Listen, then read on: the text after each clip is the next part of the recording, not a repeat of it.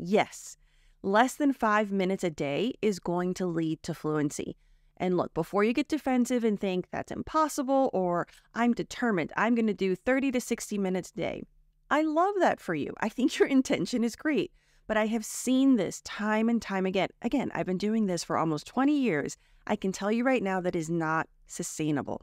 Your system has to be sustainable. It has to be fun. It has to be quick. On the days that you have more time, great, do more. But in order for this kind of fluency system to work, it requires you to reset your mindset. To go back to the gym analogy, if you go to the gym for 1 or 2 hours, but you only do that once a month, you're not going to see the progress that you need. Much in the same way, fluency has to do with muscle. It has to do with muscle memory, with training. In addition to practicing the expressions, it's also about taking the passive learning you've been doing, like listening to podcasts like this one, watching shows, studying. That's great, but that's not fluency, that's knowledge. So what I want you to do this year is follow the system, do 1 to 5 minutes a day, and you'll see exactly what you can pick from. And you're going to need to work out the muscle. By being able to improve your pronunciation with the muscular practice, you're going to be able to then add to that fluency and intonation. And then you'll be able to add expressions and other things that will help you improve your communication. Let's talk about some of the benefits of using a system for fluency training. Number 1 is consistency over intensity. So looking at the article that I wrote about this, unlike goals that are often time-bound and rigid, systems prioritize regular practice. For instance, habit stacking. By integrating this English practice with a habit that you already do every day. For example, if you're really good about going to the gym and you don't have to think about that, then add 5 minutes of English fluency training before or after. If you meditate every day, do the English training after. These are ways that you can help yourself be consistent by stacking this new habit, this new system, on top of something that you're already successful doing. And this will lead to much more consistent practice. And I'll be honest, my big goal with systems is to help you think less. If you're constantly planning what to study, if you're constantly thinking about when to do it, you're taking away valuable time that you could use actually opening your mouth and practicing. The second benefit is adaptability. Systems are flexible. They can be adjusted according to changing schedules and workloads, which is crucial for professionals who juggle multiple responsibilities. Does this sound like you? Yes, you need this adaptability. So what I like about the flexibility and adaptability of systems is you can do habit stacking. Maybe on the days that you don't have time to do the first habit, you can move it. If you're really tired at night, you can do it in the morning. You're going to learn when your optimal learning time is and your optimal practice time. So remember to be flexible and forgiving. A third benefit is measurable progress, which all professionals love this. With systems, progress is continuous and measurable. Instead of aiming to be fluent in a year, a system-oriented learner might focus on using specific vocabulary in meetings or understanding financial reports in a foreign language, thus making the learning process more tangible and integrated into their professional context. All of this is a more eloquent way of saying that you can adapt the practice to fit your needs. So if you are a CFO who needs to give presentations talking about quarterly data and figures, then you can choose to do the 5-minute practice by reading articles of people talking about that topic. That way you're not only practicing the muscular movement, you're also integrating fluency in your particular niche. I will say, that's a wonderful thing to do, but don't do that 100% of the time. I really want you to also incorporate interests. So sure, you work in finance, do the finance articles for your reading practice, but also if you like travel, if you enjoy other hobbies, pick resources that you can do your read out loud practice about those topics, because small talk in American business is really important. So I also want you to be able to have casual conversations and talk about things that you're interested in so you can form genuine connections and grow your network. A fourth benefit is stress reduction. Setting lofty language goals can be daunting, leading to stress and burnout. Systems, however, encourage a more relaxed and sustainable approach to language learning. This, for me, was a game changer. I applied this because I don't like to recommend anything that I don't try. And when I had my own mid-year review, I decided I wanted to incorporate guided meditations. And so what I did, instead of doing what I do every year of like, I'm going to learn how to meditate. I'm almost 40. It never worked. But this year, I tried to do a system. So what I did was I added a 10-minute guided meditation every morning after I wake up. This was a game changer. I have been consistent with this, I would venture to say about 95% of the time in the past 6 months, because it was a system I didn't have to think. Because I was specific in a guided 10-minute meditation, I quickly could look it up on YouTube or use an app that I have and find the resource that I need without taking what used to take me hours of finding the right thing to do. So the system allowed me to take the effort that I was putting in the wrong place and put it in the actionable place. And benefit number 5 is building a learning culture. For leaders, adopting a systems-based approach to language learning can also inspire their teams. It sets a precedent for continuous learning and development within the organization. This approach makes you a better leader because you start seeing what works for you. You start seeing things in a more tangible way instead of, because I find once you get into leadership positions, you do switch to a more bigger picture thinking and you forget what it's like for the people that have to take that big picture and implement it. So I think this gives clarity, it gives inspiration, and when you see that progress in you, honestly, it boosts confidence and happiness. And a confident, happy leader is always a good thing.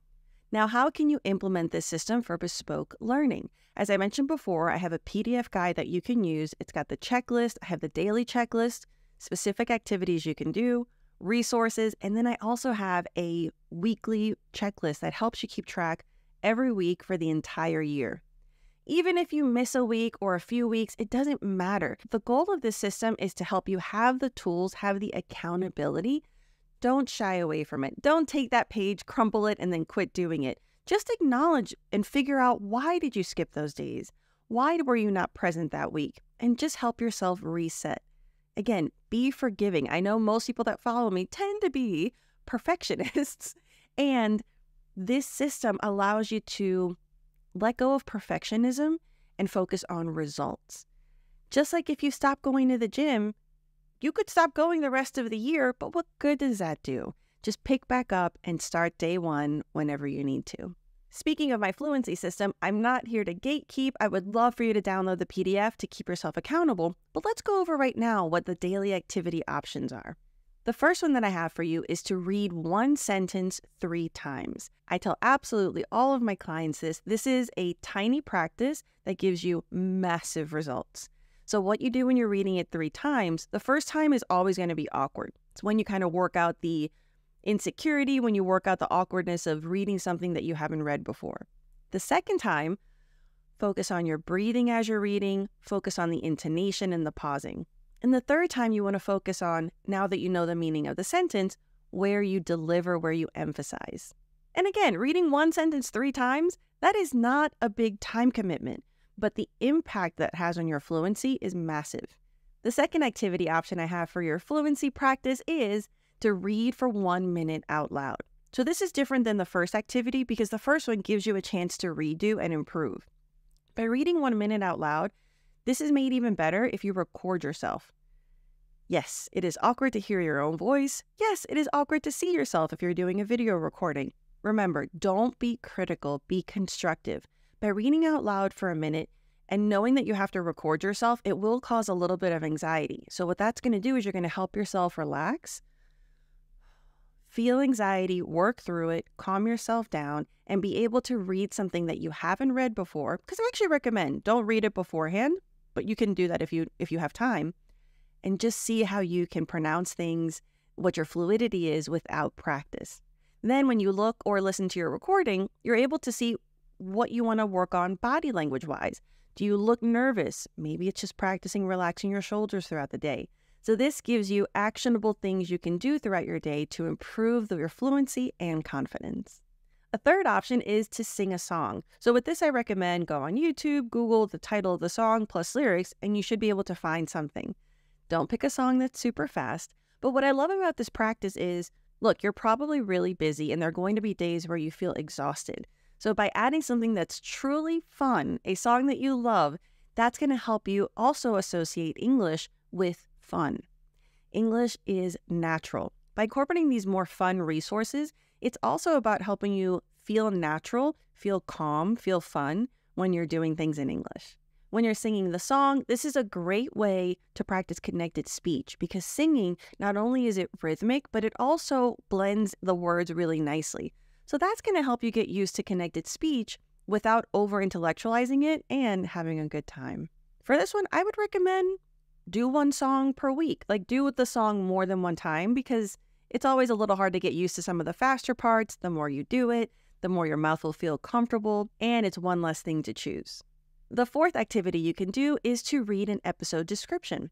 You're probably already watching Netflix every night or listening to podcast episodes. So something simple you can do is read the episode summary, the description, before or after you watch the show.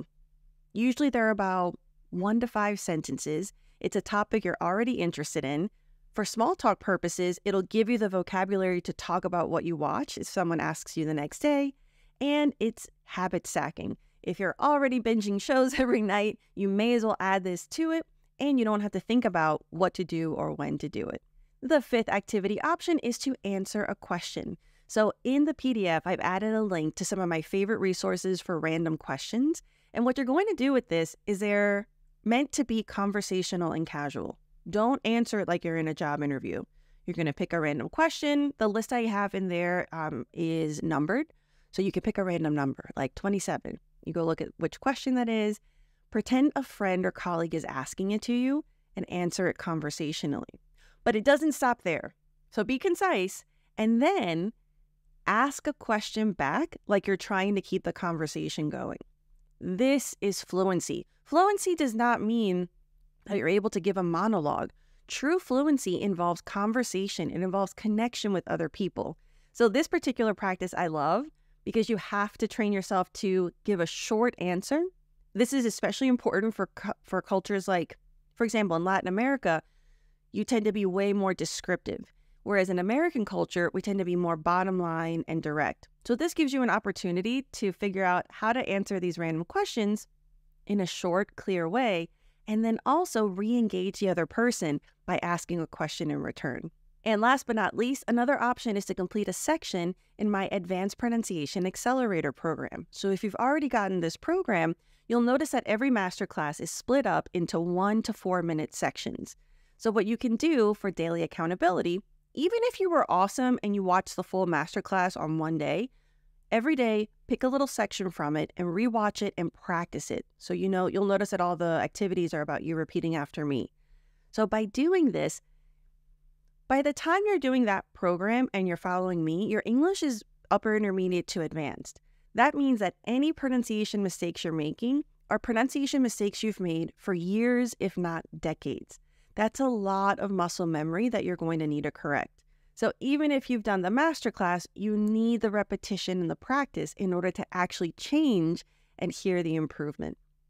All right, so that is my argument for why systems over goals are your path to fluency this year. I'm so excited to share more interviews this year, and I have lots of episodes I'm preparing with business English expressions. I would love to hear from you what you would like me to add to the podcast. So let me know in the comments. And of course, I would really appreciate you subscribing, liking, following, and adding reviews for the podcast. The more of you that join this community, the more I'm able to create content that will help you feel fluent and confident. Remember, your English is good enough. You are good enough. What we're working on now is unlocking your voice, unlocking your confidence, and helping you be yourself in English. Whether that means being a confident leader, a good friend, a caring spouse, fluency means connection. And remember to check the episode description for the notes for this episode and the link to the Daily Fluency System printable PDF packet.